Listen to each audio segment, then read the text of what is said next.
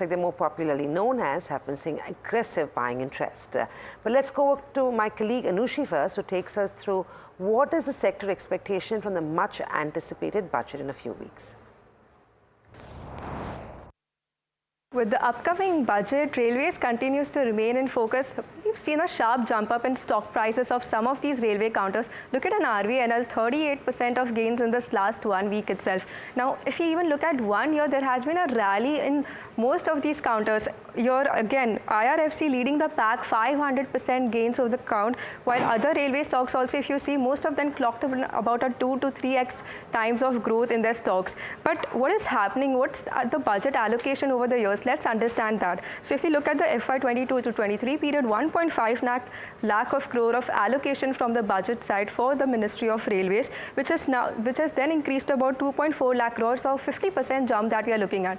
Coming to the interim budget of this year, 2.52 lakh crore is what was the allocation. But you know what's interesting over here? If you go back to the 2003 to 2004 to 2005 period, the allocation was 8,000 crore. So we are seeing a sharp jump in this allocation over the years. So with this, again, we can just look at the railway track that they have built over the years to get a better sense. So during 2004 to 14, there was about 15,000 route kilometer built. But if we go back to 2014 to 23 period, we are almost seeing this number doubling to about 25,000 route kilometer. Again, major projects that continue to remain focused for this budget and even the previous budgets include the Gati Shakti cargo terminal, the Vande Bharat trains, Bharat Gaurav trains, as well as the Amrit Bharat stations and trains. Again, key highlights of this interim budget include implementation of 3 economic railway corridor programs. This was about energy, mineral and cement corridors, the port connectivity corridors, along with high traffic density corridors. But what stood out for this budget was the conversion of 40,000 conventional rail bogies to Vande Bharat standards. So here, some of the key players that continue to remain in focus include Titagarh Rail and Jupiter Wagons. But other than that, also there were some key developments which happened over the year. This includes Cabinet approving about 6 multi-tracking projects across Indian Railway in 6 states. This project is estimated to be around 12,000 crore, and this will be fully funded by the centre. So with this, we will be seeing about 1,020 kilometer extension in the existing network of Indian Railways. So these are some of the prime budget expectations that we can see for Ministry of Railways this time. Interesting, sharing the markets already running ahead of themselves with regard to those expectations. But we have with us Ashish Mudani, Senior Vice President and Co-Group Head, Corporate Ratings of ICRA, joining us to talk to us about a relatively smaller sector, but nevertheless very important at this juncture. Thank you, Ashish, for joining us this afternoon. Ashish, there's so much of excitement, conversations. We've seen the stocks run up significantly in the last couple of weeks to the run-up to the budget. The interim budget was, exciting for rail counters. But as we go into budget 2025 on the 23rd of July, what do you think is going to be the big bang announcements for the railway sector? To begin with, actually, will there be any big bang announcements in this, for the railway sector? Yeah, hi, Samina. Good afternoon. What we are expecting at the overall capital outlay level, let me just talk from a broader perspective, then I come back to the railway subsequently. We are not expecting a major deviation from this 11 lakh crore number that has been announced during interim budget. Because if you look at the first 2 months of the current year, that is April and May, the overall capex outlay is down by almost 14%. Now, Q2 being a leaner quarter, so a lot of ramp up is expected in Q3 and Q4. So we are not expecting a major hike or outlay increase in the whatever was announced in the interim budget at a broader level. But one should note that the 1.6 lakh crore delta that has been announced in the interim budget from the last year, the capex incremental, out of that 70,000 crore delta is largely driven by an item which is classified as a new scheme. Now, because of that, what is interesting to see is how that amount of 70,000 crore get allocated within various ministries. So that is one thing that needs to be watched out for in the coming budget. But if you look at the railway outlay, capital outlay, it has grown by almost 12% CAGR for the last 5 years. And that is very, very impressive. Even the number that you were showing some time back, while the year-on-year outlay may look modest in a low single digit, but if you compare it with the FY23 number, it's almost 50% high number. So there has been a strong ramp up that has already happened. Now, what has benefited out of this is largely if you look at the two specific segments, while we are talking about the incremental track outlay, we are talking about multiple wagons and rolling stock manufacturer benefiting. But two specific thing I need to highlight over here is the outlay which is towards the rolling stocks, and also the Amrit Bharat station, or what we call about this railway station development. A lot of impetus is over there. Just to give out certain numbers over there, in FY23, the items under customer amenities, which is broadly cover the station development, that is only 2,200 crore. Now that has been hiked almost 7 to 8 times in the current budget. Now it is almost 16,000 crore plus. So the players in these segments are expected to benefit. Similarly, if you talk about the wagons and the rolling stock manufacturer, because of this all-time high order awarding that has happened, so all these wagon manufacturers are sitting on a very strong order book, and they are also going to significantly benefit from this particular thrust. But if you look at the broader thing, we are not expecting any material or major deviation from what was announced in the interim budget. Over to you, Samina. Right. Ashish, just take a step back, and you talked about the capital outlay. Now, I want to broaden this discussion, not just sticking with railways, but logistics as whole as well, because, I was having a chat with Tata Projects, and they said, for India to become a manufacturing hub, we have to bring down logistics cost. So I want to bring in road as well into this conversation. How do you think, or who do you think could be a key beneficiary of this increased capital outlay in terms of allocations? Which sectors stand to gain most in the space? Zamina, like my team also tracks the road sector. So when you talk about road and railway combined, both of them are a major beneficiary in the last 10 years.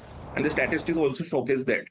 The current year, the number looks modest if you look at on a YOY basis. But if you look at in the broader perspective of the last 5-year or 10-year horizon, the number looks impressive.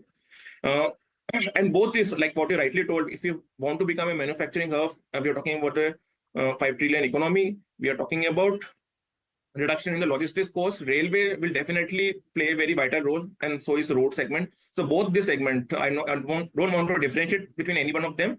Both of the segment will be a major beneficiary, and will continue to see a strong impetus going forward also. Right.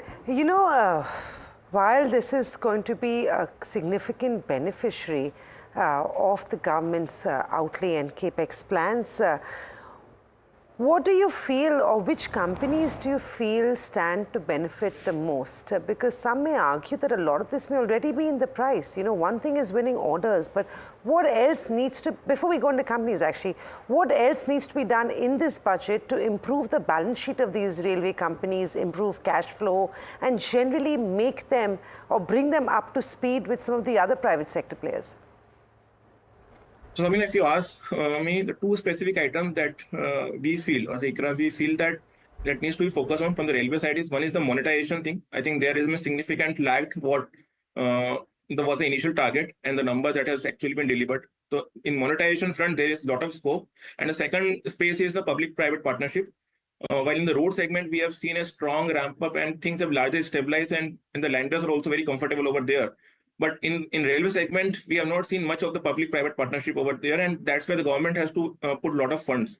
So if the public or the private money comes over there and that gains traction, it will be beneficiary for the overall everybody in the system, and all the stakeholders will benefit out of it.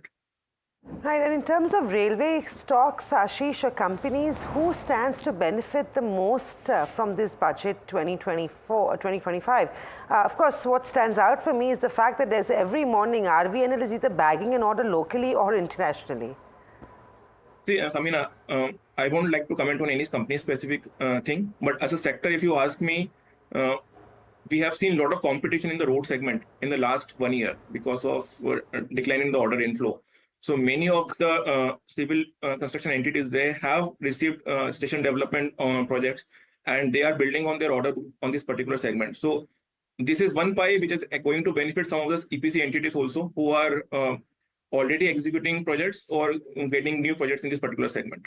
Wagon manufacturers, if you have seen that order book is pretty strong for the next 2 to 3 years, so they are also well placed on that front. Right. Ashish, also, while you can't talk to me about specific companies, but in terms of preference, do you prefer the private players or the public sector, PSU players? Because the gains are very obviously in the PSU names more than what we are seeing amongst the private names. Samina, if the capital outlay is going to increase, everybody in the ecosystem will benefit. So even if RVNL is getting these orders, eventually some of this will get subcontracted to the private players also. So at a broader level, if you look at almost all the players who are in the system will benefit out of it. Right. And very lastly, Ashish, while you can't comment on stocks and you would like not do that, just at a more macro level, there are wants and there are needs, right? What do you think is imperative for the rail sector to see in this budget announcement? Okay, so if you in terms of prioritizing the needs. So it's a very tricky topic because there are multiple priorities for the sector. But if you see from the government's point of view, 2 or 3 things very clearly stands out. One is the monetization. I think that needs to gain traction, and some measures needs to be taken in place so that they get certain money out of it, which to fund incremental growth or capex in the railway sector. Second is the public-private partnership. Private sector needs to be encouraged over here. And the third, again, going forward will be the investment towards safety, and I think that will continue to be I think a lot of investments have happened in the last 4 or 5 years, and I think this is one of the key priorities for the government, and this will continue to see a lot of traction going forward also. Right. Thank you very much, Ashish. Great talking to you and getting a perspective on roads and rails and what the sector expects from this much anticipated budget. We'll take a quick break. On the other side, we'll talk to Ashish Chatramuta from a markets angle of whether there is still a trading opportunity between now and the budget on rail stocks.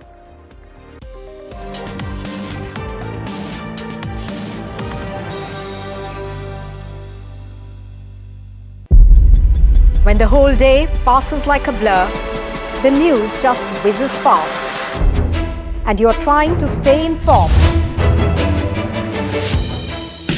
It is our job to bring you news that truly matters. At Profit 360, we cut through the clutter, the Wall Street deals, finance and policy news that could shape your tomorrow. The newsmakers, the trendsetters, and the innovators. In 30 minutes, we've got you covered. So stay ahead, stay informed, and stay profitable with Profit 360.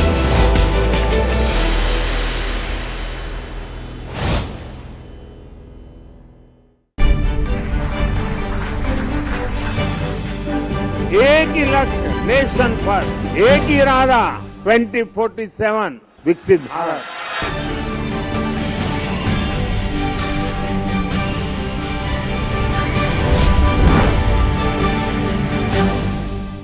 So, there is good debt and bad debt. I think there's debt which helps you create assets, which we would classify as good debt. For example, if you take an education loan for something which is truly a good program, good course, which is going to take you further, I think that's good debt. It'll pay back.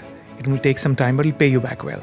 The problem is if you over leverage, if you take too much debt simply because you assume that the future is a replica of the past. As Vishal just said, there's good sugar, there's bad sugar. Your good sugar is going to be from your fruit sources and stuff like that, right? And of course, then there's refined.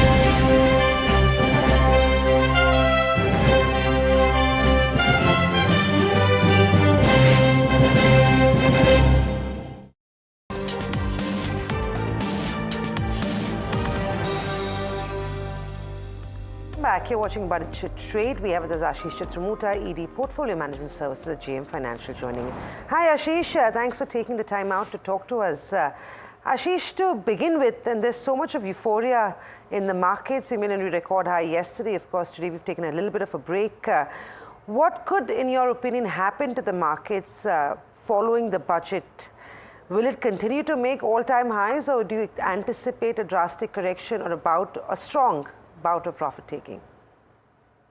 Good morning, Samina. So as far as broader markets are concerned, yes, we are hitting fresh all-time highs, but we need to check few of the data points in the sense that if you look at the total profit made in 2019 of Nifty 50 companies and 2024 profits, ideally these profits have grown at a CAGR of 18%, and that's the CAGR we have seen in terms of market capitalization growth. Also, if you look at from a forward PE multiple basis, Nifty is trading around 20 forward PE multiple, which is at a slight premium to its 5-year average. At the same time, if you look at high frequency indicators, whether it's electricity bills or whether it's e-way bill generation, all these are in a very strong uptrend, and we are seeing a very strong GDP expansion. So almost 8% GDP growth we have witnessed, and in days to come, we believe that 7 to 8% is the GDP growth we are expecting. So keeping all this data in points, it looks like if any correction comes, it's going to be a buy and dip kind of opportunity. And from a technical perspective, we believe that we are in a very strong trend, and a lot of these sectors, whether it's IT, banking, financials, they have not contributed significantly in the last 1 year bull run to the broader market. So looking into this, we believe that if this sector starts to contribute to this rally, then there's a further leg to the rally. So I think any dip of 4 to 5% would be a very good opportunity to add onto the markets. So we don't expect any significant correction in the broader market. And if any correction comes in the range of 5 to 6%, that would be an ideal opportunity to add further positions into the market. Right. Ashish, but at the current juncture that we are at, are you open to putting fresh money to work within budget trades, so railways, defense, fertilizers? These are stocks and sectors that have been rallying up on anticipation of a budget that could be favorable to the sector. But what I want to understand is, should somebody take a fresh bet just ahead of the budget? Is that a good tactical trade? So, Samina, I'll give a disclosure that, in terms of our PMS in the last 15 months time frame, we have been building a lot of positions in defense and railway, and in fact power also. So these were the three sectors where we were significant overweight, and actually a lot of these stocks in our portfolios have gone up significantly in the last couple of months, whether it's into defense or railways. So as far as fresh allocation is concerned, yes, the risk reward looks little stretched at this point of time. But in terms of opportunity size, we believe there's a phenomenal opportunity which is being seen in this space. But definitely from a valuation perspective, we are not very comfortable. But yes, in our portfolio, we are holding these names and continue to hold these names because our entry price and the current levels are giving us that comfort. But if the fresh allocation comes, then I think one need to be little tactical or kind of create a position in a staggered manner rather than at one go. Now, in terms of opportunity size, first thing which I would like to point out is if you look at financial year 13, the railway capex was close to 49,000 crore. But in financial year 23, this capex number was close to 2,45,000 crore. And in financial year 28, we expect this railway capex to reach almost 3,80,000 crore, which means from current to financial year 28, we are expecting a 10% CAGR in terms of railway capex. And if this happens, then there is going to be a lot of opportunity which we are going to witness in the wagon segment, in the Vande Bharat segment, in the metro coaches segment. And that's the reason companies like Titagar Wagon, as a disclosure, we have been holding Titagar Wagon since 320, 330 in our levels in our portfolio. And this stock has, we started tracking the stock when the stock was doing a monthly wagon production of almost 75. And currently, this company has crossed a monthly capacity of almost 1,080 wagons a month production. And now they are looking for passenger coaches also. So that's a new optionality which is coming into the business. So keeping this in mind, I think it's a good opportunity, but stock is at an elevated level. So we suggest that any good dip of 7 to 10% correction in these stocks would be a good entry point for stocks like Titagar Wagon or Jupiter Wagon. Or for that matter, a company like BML, which is into metro coaches, which is into Vande Bharat opportunity, and also opportunity of defense and mining construction is also there in BML. So these are the names which I think on any dips, this opportunity is really large, and these companies will be a big beneficiary of this opportunity. But as a disclosure, we continue to hold Titagar Wagon and BML in our portfolios. Right. With that disclaimer, Ashish, the risk reward may not be so favorable if you've got to make fresh allocations to some of these railway stocks. But if one wants to, make use of the current opportunity, and if you do get that correction of 5 to 10%, beyond the three names you mentioned, would you add any more railway stocks in terms of preferences? How about an RVNL, because that seems to be winning orders pretty much every single day, a RailTel and IRCTC, do those also look good to you from now until the budget? It's a tactical call, fundamentals and technicals in mind. Yes, so I think RailTel is a very good opportunity according to me, and I think we, as a disclosure, we have this stock in our portfolio as well, because we believe that in terms of RailTel, Kavach is a very big opportunity. We have so far deployed almost 1465 route kilometer Kavach as an opportunity, and this is a very large opportunity which we believe is going to come. So obviously, in the public sector space, RailTel is going to be a big beneficiary of this entire Kavach opportunity. Apart from that, some of the private players like HBL Power is also a very big beneficiary of this Kavach opportunity. So as a disclosure, we continue to hold RailTel and we continue to like it from a technical perspective even at current levels. My sense is stock is forming a very, very strong base after consolidating for last 6 months. So there is a strong support at 10% lower level from in RailTel. And looking into the long-term chart, it looks like stock is headed towards 700, 750 kind of trajectory. So our preferred pick in this entire space would be RailTel. With a disclosure, we continue to hold the stock in our PMS also. As I mentioned in the wagon space, it's Titagar and Jupiter Wagon, which looks very promising. DML is one stock which we like from this perspective. Also, if you look at from an electrification perspective, or companies like Siemens as an MNC company is also going to be a big beneficiary of the railway capex which we are going to witness. Stock has already seen a very strong rally, but my sense is stock is forming again a very strong base around 7,400 kind of trajectory. So I think Siemens is also one stock which looks very good in the large cap MNC space for playing this entire railway opportunity. Ashish, I'm going to be a little more greedy and just move the conversation beyond rail stocks. Any more stock ideas, strategies that one could consider for the upcoming union budget where you still feel that there is a favorable risk reward? Yes, so I think Samina, power is one space which looks very promising. We have been very constructive on the defense space, but the stocks have seen a massive rally. We continue to like this defense opportunity because of the strong order book, because of a strong, I would say, the revenue visibility which we witnessed, because of the indigenization factor. We have seen for a company like Bharat Dynamics, which used to do a 65% indigenization at one point of time, is now doing an indigenization close to 91%. So the operating margins have jumped up. Same is the case for a company like Solar Industries, which is into explosives. The current top line almost 15% comes from defense, and it is going to go up. So these are the opportunities which looks promising, and as a disclosure, we continue to hold these names. But from a current risk reward perspective, I think power is one space which is offering a very strong risk reward. Within that, I think as we say that the current capacity from 176 gigawatt is going to become 500 gigawatt, which implies a 17% capacity CAGR growth in the renewable energy segment. So obviously different companies, whether it's NTPC in the power generation, which is going to create almost 30 gigawatt of renewable energy capacity. In terms of grid, I think grid connectivity, power grid would be a big beneficiary of this trend. In terms of high voltage, HDVC player, Hitachi Energy or Power India, which we call today, is a company which is going to be a big beneficiary of this entire grid connectivity space. And then some of the wires and cables player like Apar Industries. These are the names which we believe are going to be big beneficiary of the capex which we are going to witness in the power space, and these companies still offer reasonable risk reward. As a disclosure, we continue to hold these names in our portfolios. It's amazing. We're always, have people and viewers writing and asking for mid-cap ideas, and some of the names that you mentioned will, of course, make good investment opportunity. Thank you, Ashish. It was always good talking to you. Have a good day, and we'll speak to you soon. Thanks, Amin. With that, we're completely out of time on Budget Trades. Thanks for watching.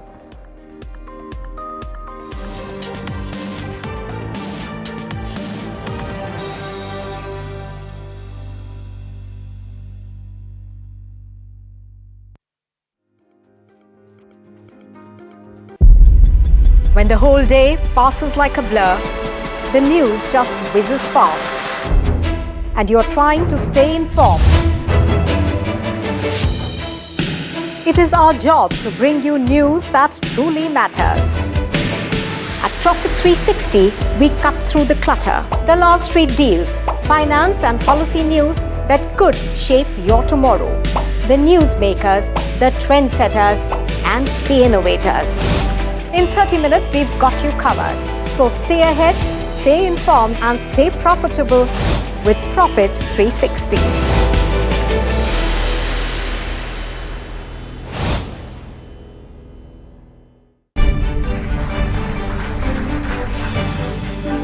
एक ही लक्ष्य, nation first, एक ही इरादा, 2047 विकसित Bharat.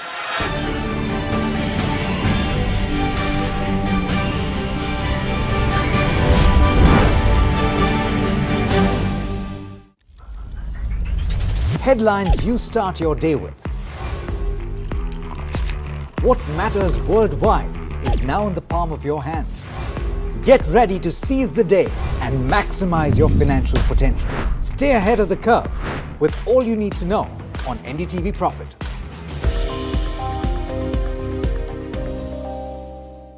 People tend to borrow from their own resources to pay for their kids. The thinking, of course, is and look, this is an Indian concept, is that I take care of my kid now, my kid is going to take care of me down the line. Is that wrong though? I don't think that today's generation thinks like this. Like today's generation who has kids in 20s, I'm saying,